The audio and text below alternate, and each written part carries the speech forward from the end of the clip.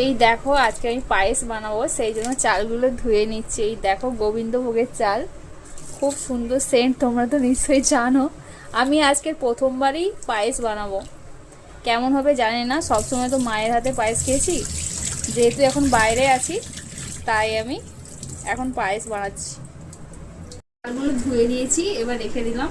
আর এগুলোর জন্য কি কি লাগবে নিলাম। এই দেখো এটা হচ্ছে লিকুইড দুধ, আছে এলাচ, আর বাড়ি থেকে আনা ঘি, চিনি আছে, কাজু বাদাম আছে, কিশমিশও আছে, ওই ডিবাতে আছে, নিতে হবে।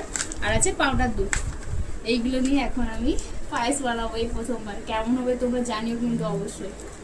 ও কিশমিশ, কাজু আর পেস্তা বাদাম নিয়ে নিয়েছি, আলমন্ড বাদাম।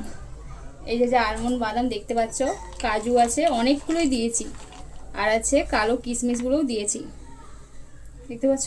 এখন এগুলো ধুয়ে নেব, ধুয়ে এবার ঘি দিয়ে ভাজবো এখন।